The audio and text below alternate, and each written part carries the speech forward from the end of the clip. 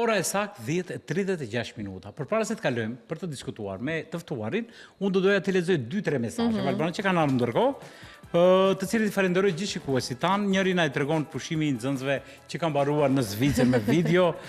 Një mesazh që na vjen nga Italia dhe thotë: "Mirëmëngjes Valbona, sot është shumë e gëzuar, por s'na përshëndeti, sepse në Itali koka ja bëni edhe ja pësoj." Ta gëzosh Maicën për Italie. Faleminderit shumë. Dua ta lexoni thotë. Po unë thash buongiorno kur erdha, këtu po tash si ti thamë mëngjesi, më erdhi ajo. Buongiorno i përfshin të gjitha me buongiorno. Mirëmëngjesi, një shikuesi tjetër thotë: "Mirëmëngjesi, koka pëson kur nuk mendon, kur nuk është largpamse, kur nuk planifikon dhe nuk i parashikon as pasojat. Tek ne këto gjëra janë përditshmëri, prandaj rezultatet janë të përkohshme. Punohet sipërfaqësisht, sa për sy e faqe. Nuk mendohet çka do t'i lihet trashëgimi gjeneratave të reja, edukatën, sjelljen, moralin, disiplinën, rendin, traditën, historinë, arsimin e të tjera." Shumë e saktë. Edhe një mesazh dhe e mbyllim për sot. Njeriu është vetë përgjegjës për vendimet dhe veprimet e tij. Pra, atë që mendon e planifikon ose vepron.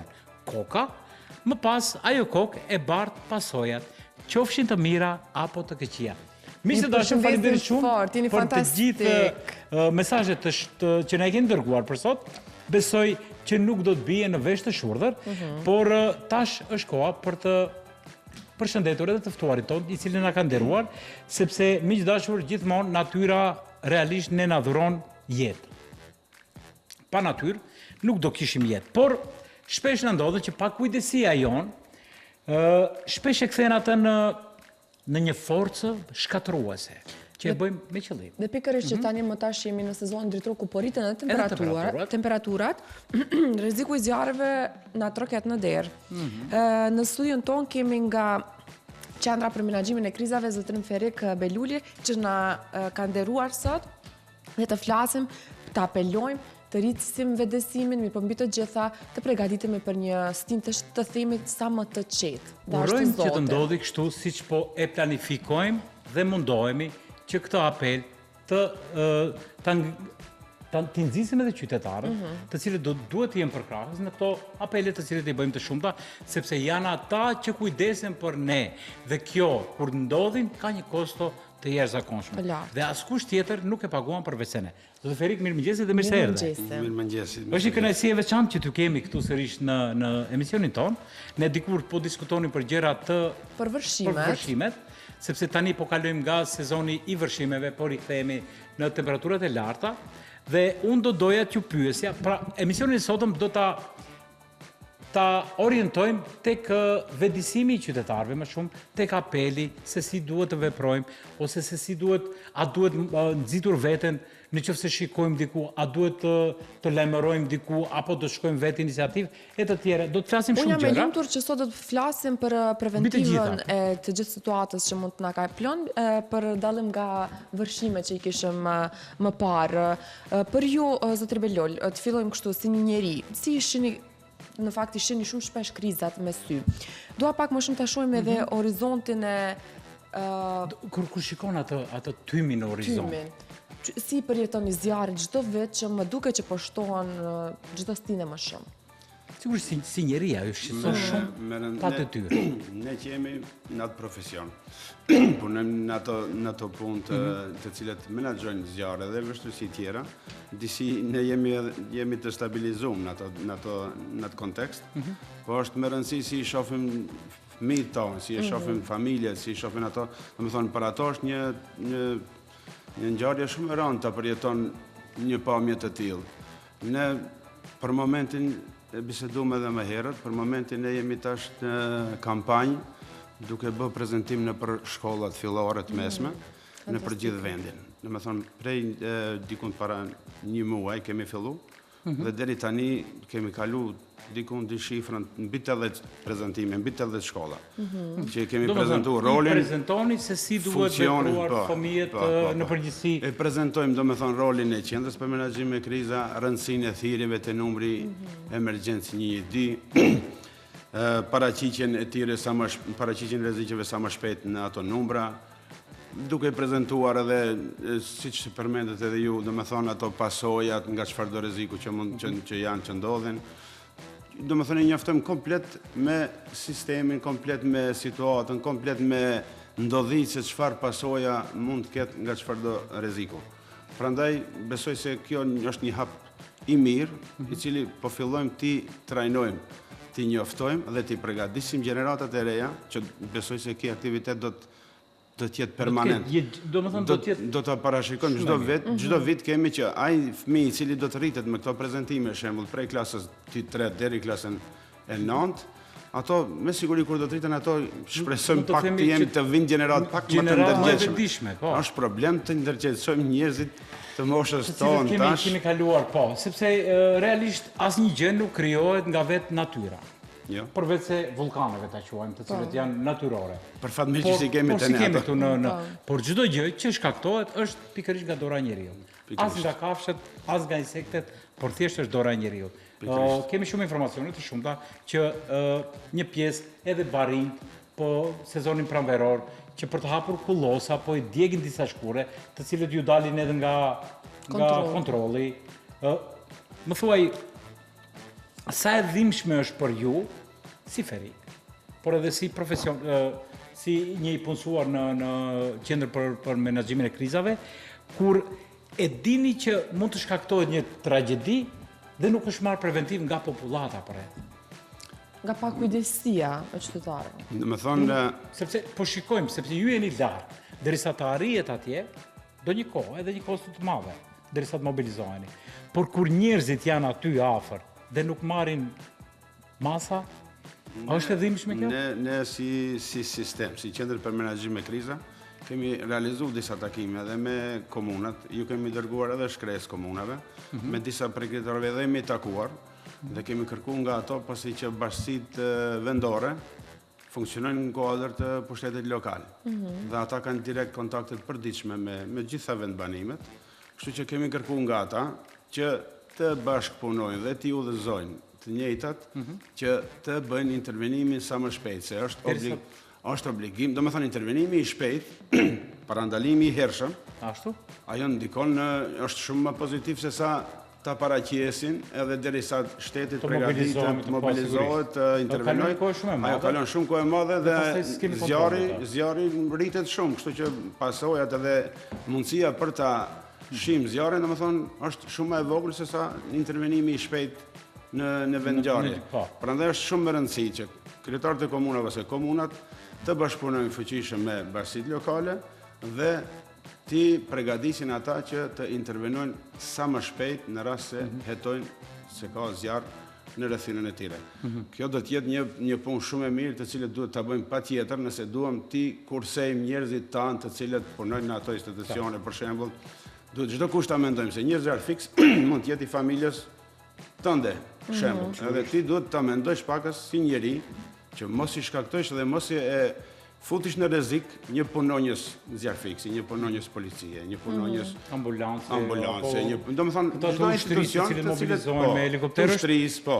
Domethënë është mirë çdo kusht ta mendon kët sikur do të jetë njëri i tyre që do të intervenon. Edhe çfarë pasojë mund të ketë nga ato intervenime, për shembull, mund të ketë lloj rreziku, ne kemi pa që kanë ngelur punëtorë të këtyre që i përmenda të lënduar, bile ka pas edhe dikun ka ndodhur që edhe kanë humbur jetë. Sepse para ca ditet patëm edhe një asfiksim të një është rast që ndodhen, po, që ishte në... Që ishte kjo deponia. Po, të deponia. Më thonë, janë raste që po mos intervenojmë me kohë, po mos parandalojmë vetë, çdo qytetar, ku ta shohim edhe të shpejt të intervenojmë, çka i lëmë në dorë që të intervenohet vetëm shteti, domethënë aty ne rrezikojmë të përhapet dhe të përballemi me dëme shumë më të mëdha se sa atë që mund ta parandalojmë vetë. Zotër Fevrek, të flas për rastin e fundit kjo me deponinë, e cila ndodhen edhe shumë raste të tjera, pikërisht në kryeqytet, do të thoja. Një ndërpamje që mua më ka shqetësuar më shumë, kur ka qenë edhe normalisht edhe ekipi i Alsatit për mbledhur materiale edhe nga afër, nga tereni, në pamje duken fëmijët me trotinet që kalojnë në rrugën kryesore aty afër zjarreve. Kemi pa disa pamje kështu, vërtet shqetësuese. Kërkëngjes, po domethënë si mund të pak të bëjmë apel edhe tek prindërit që në raste të tilla ajri është shumë i rënduar dhe i dëmshëm. Domethënë, çfarë duhet të bëjmë edhe ne si popullat përderisa normalisht unë nuk mund të dalë dhe të ndihmoj në ndonjë rast, si mundet të ndikojmë dhe mos të përfshihemi sidomos në këto zjarre të deponive që po kallen materiale shumë të dëmshme. Çdo familje, çdo prind duhet ta ketë parasysh se në deponi nuk gjenden materiale të shëndetshme. Sigurisht. Ati janë hedhin gjithë çfarë do lloj mbeturinash.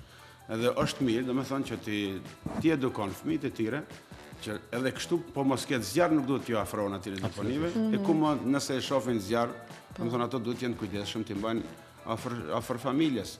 Është rreziku i madh që një fëmijë të thith një ajër aty ku ka zjarr.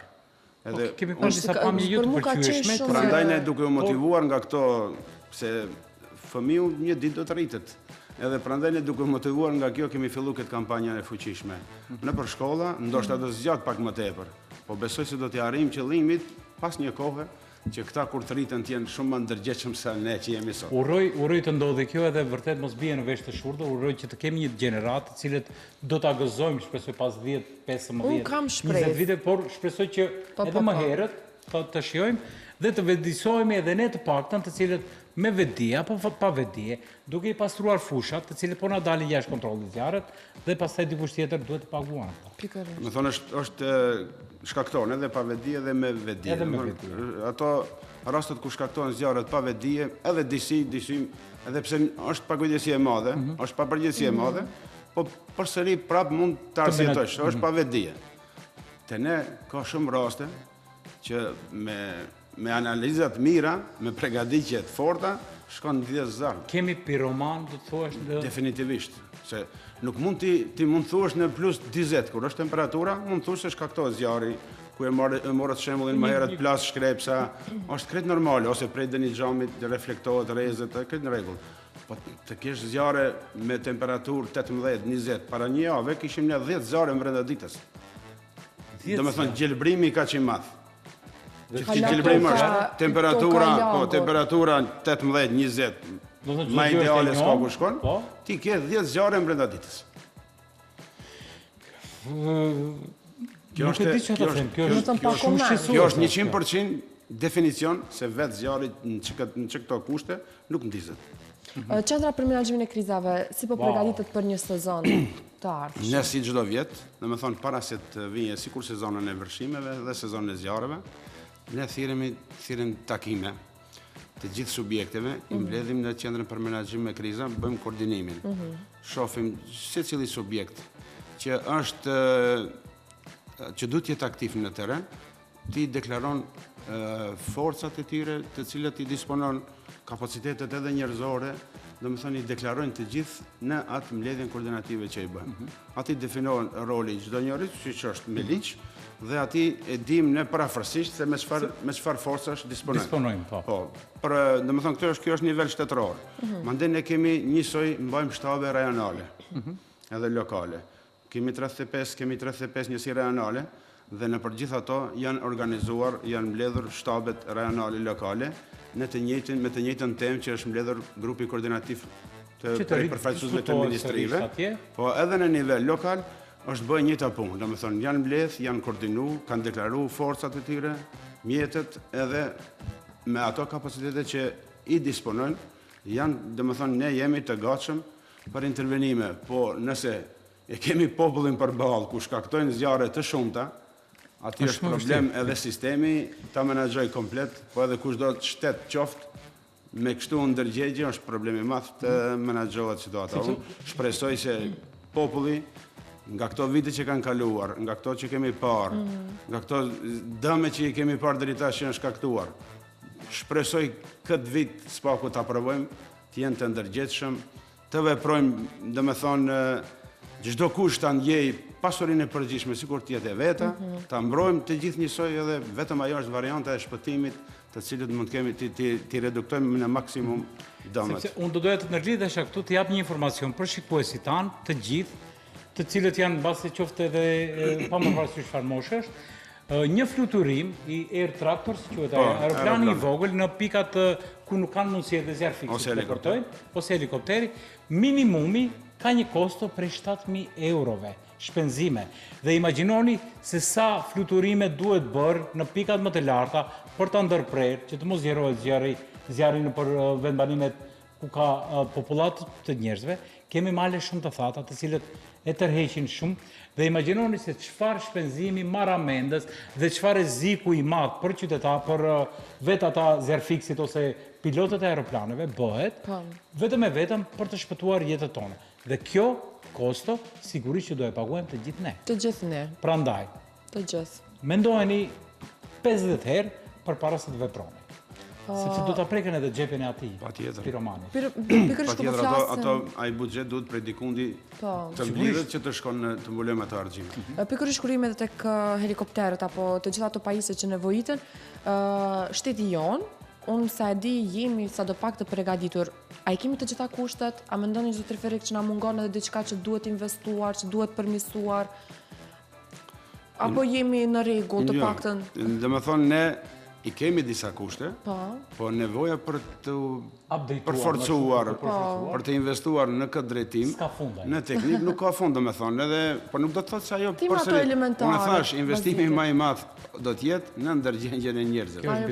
Ti investo sa dush në teknikë, nëse kije njerëzit pa ndërgjeshëm të cilët shkojnë shkaktojnë zjarr me qëllim, është problem ti menaxhosh ato. Përndryshe ne besoj se kishin disa deklarata të drejtorisë për mbrojtje dhe shpëtim, ku i kanë bërë gati, më duket, aeroplanët i kanë servisu, kanë disa maqina të cilët i dhuroi ushtria, njësi zjarr fikse janë të ekipum, thash për standarde normale flasim, edhe ato janë të ekipum, komunat i kemi njoftuar, do me thonë, komplet për masa që duhet ndërmeren, se kësaj radhe ne do të mundohemi pakës të ngjallën edhe komunat me përgjegjësitë e tyre, të reagojnë edhe më shpejt, edhe të krijojnë ekipet e tyre të cilët do të intervenojnë me një makinë të vogël, me një kan të vogël të ujit, mund të shkojnë ta shimin zjarrin për 10 minuta, se sa të presin, se më herët ishin të mësuar, domethënë çdo kryetar komune, shumica thirrën të qendrën të intervenohet me helikopter ose me aeroplan. Domethënë pa ndërmarrë vet asnjë aktivitet. Kjo është përgjegjësia e madhe. Kam një pyetje, sepse me siguri që kemi zona të nxehta në këtë nënqëllin tonë, Republika Maqedonisë së Veriut. Rrezikohemi gjatësinë së verës, rrezikohemi edhe nga pjesa e Greqisë. Ka zjarre të shumta edhe atje, po ashtu edhe nga pjesa e Shqipërisë. Edhe nga Kosova. Edhe nga Kosova, edhe nga Bullgaria, domethënë jemi një zonë zjarresh rreth e rrotull. Por këtu në nënqëllin tonë, në vendin tonë, kemi vatra, domethënë kemi zona të cilat po i shikoni si të rrezikshme që mund të shkaktohet? I parashikoni. Domethënë këto zona që i përmendet ju, ne si shtet kemi domethënë marrëveshje bashkëpunimi dhe nëse flitet për zjarrin i cili është ndërkufitar. Domethënë atje ka marrëveshje për intervenim. Qoftë edhe pajisjet tona domethënë të intervenojnë në qoftë se kalojnë kufirin pak. Domethënë lejohet aty. Lejohet ose e kundërta. Domethënë ka marrëveshje për intervenim, sepse qëllimi është të eliminohet të shuhet zjarri. Kemi zona të cilat janë shumë të njohura këtu në nënqëllin tonë në Maqedoni, të cilët këto faktikisht ndryshojnë. Ndryshojnë. Shembull, ishte vjet edhe par vjet ishte Berova, pjesa e Berovës ishte më e rrezikshme. Ka ndodhur ndonjëherë ka qenë pjesa e Tetovës, ka qenë pjesa e Kërçovës, domethënë ka lëvizje. Edhe Ohri nëse s'gaboj ka qenë një periudhë. Edhe Ohri ka qenë pjesa e Strugës, pjesa e Ohrit ka pas. Domethënë këto janë në vende të ndryshme. Po ato atje ku ka përgatitje pak më të mirë në terren, zjarret janë shumë më të ulta. Këtë pjesën e pishinave dua vetëm pak ta shpjegoj, sepse ju në çdo vend është aksesi shumë i lehtë të themi, edhe ndoshta të veturave të zjarrfikseve, edhe të helikopterëve, por edhe të shumicës makinerive të shumta që duhet të nisen për në terren. Si bëhet përgatitja dhe kështu ta përmendim pak a shumë edhe procesin se si shkon deri në zjarret më të mëdha, po flasin ato më. I keni fjalën për pishinat mobile? Po. Ne do me thonë, si qendër për menaxhim e kriza, me gjitha subjektet kemi reguluar mënyrën e bashkëpunimit, në veçanti kemi edhe me Kryqin e Kuq. Me thonë, para dikun 2 muaj, drejtori jonë me përfaqësuesin me sekretarin general të Kryqit Kuq në shkruan memorandum bashkëpunimi dhe ato japin kontribut shumë të madh në shuarjen e zjarreve. Kanë vullnetar të shumë. Po, kanë edhe vullnetar të shumë. Kanë edhe teknik, gati se ma mirë se organë, dhe me thënë, disponë disa sende shumë interesant. Ato kanë edhe disa bazene mobile që i marrin, edhe ato ndihmojnë në intervenimin e shpejt të helikoptereve. Shembull, nëse ka ndonjë zjarr në një hapësirë ku uji është larg, përmes Kryqit Kuq ato montohen disa bazene, shembull në varet 2-3, edhe helikopteri, domethënë atë bazen komod e mbushet me ujë dhe intervenon. Domethënë e shkurton kohën, distancën, harxhimet, domethënë bën një punë shumë të mrekullueshme. Të shpresojmë që kur mos të shohim këto gjëra. Sepse siç e përmendëm ka një kosto shumë të madhe, por të gjithë e dimë, jemi të vetëdijshëm. Sepse kemi sezonin të vjeshtër, të shirave. Nuk përgatitemi si shoqëri duke i pastruar kanalet e shumta, duke i pastruar lumenjt, sepse jemi ne ata që i ndosim, i mbushim dhe pastaj kur vërshojnë është një kosto shumë e madhe në shtëpi. Patëm rastin, domethënë kur patëm edhe të ftuar, kishim këtu në pjesën e Sarajit, edhe Sarajit edhe Kërçovës, po edhe në Kërçovë, kishte vërshime të shumta që si shkaktar do ta quajmë dhe po e theksojmë, është dora e njeriu. Kemi kollosa të shumta të cilët po na ndodhin si me plan, po përgatitemi me plan të cilët do ta fikim për të hapur kullosa ose për të djegur shkuret, por është ligji i natyrës që ka një erë e cila nxjerr kontrollit. Kam një pyetje. A duhet të ketë një dënim të jashtëzakonshëm ta quajmë për këta persona të cilët i shkaktojnë? Me vedi apo pa vedi? Nuk ka rëndësi. Unë mendoj se përforcimi i kapaciteteve të inspektorateve në gjitha ministri që ekzistojnë, qoftë inspektorati i pushtetit lokal, qoftë inspektorati i ambientit gjethësor, qoftë inspektorati i transportit, domethënë gjitha llojet e inspektorateve besoj se është mirë të fuqizohen dhe të vendosen disa rregulla shumë më të rrepta se sa që janë aktualisht. Po, dhe ne kemi biseduar edhe hera tjera, domethënë për fat keq ne jemi mësuar të edukohemi vetëm përmes dënimeve. Kështu që një 50.000 euro do të ishte. Po i kishte se dia ju ranë si para një 2-3 ditësh një kamion. Po me mbeturina, po. Po, e pa se e mirë isha intervenimi ati qytetarit që ndaloj e thiri policinë. E thiri shumë e mirë. E thiri, a i mori 20.000 euro dënim. Po, shumë e mirë. Ati nuk i shkon mendja, po përës ditit shkoj. Të lutem. Do mendoj disa herë. Do t'jetë një leksion edhe për tjerë. Kështu që le të prekim një 50.000 euro për të gjitha ata të cilët mendojnë dhe në qoftë se i kanë le të vazhdojnë. Edhe ne si shtet, domethënë në disa rajone, duhet edhe këtë ta dinë qytetarët. Kemi të vendosura kamera, të cilët bëjnë inqizime, edhe drona ka që fantastik. Bëjnë inqizime në sidomos në përmarrjet më të larta, në parqet nacionale. Ati nëse do të gaboj dikush që ki shoferi këtij kamionit, edhe ai nuk e di se çfarë dënimi do të ketë. Domethënë nëse kapet njeriu duke ndjes zjarr, duke shkaktuar zjarr, unë nuk e di se si do t'ja kaloj me dënimet. Këto masa janë vetëm të ashpërsuara dhe vetëm ashtu do të vëdësohen. Miqtë dashur, i dëgjoni sepse edhe koha po na fluturon. Unë ju falenderoj përzemërsisht për prezencën tuaj. Besoj që nuk kemi arritur në vesh të shkurtër, por i kemi vetësuar. Dronët po qarkullojnë, nuk i dëgjoni. Kamerat vëzhguese të cilat janë fantom, nuk i dini ku jenë. Kështu që keni kujdes se si veproni. Dënimet janë mbi 50.000 euro. Kështu që mbani veshët mirë, keni kujdes si veproni dhe nëse hasni në ndonjë zjarr, kudo që jetë, intervenoni përpara se të dënimi me burg, domethënë aty që shkakton zjarr nuk ik. Po. Ajo është definitive. Zotëri, faleminderit shumë. Uroj të kemi një verë të këndshme, të qetë. Uroj ta kemi kështu. Dhe besoj që edhe qytetarët vëdësohen sa më. Të shpresojmë të jetë mirë për gjithë popullin. Faleminderit shumë. Faleminderit edhe juve. Miq dashur, faleminderit shumë. Nesër të njëjtën kohë të njëjtin vend. Deri atëherë, mirëmbëjtje të gjithë.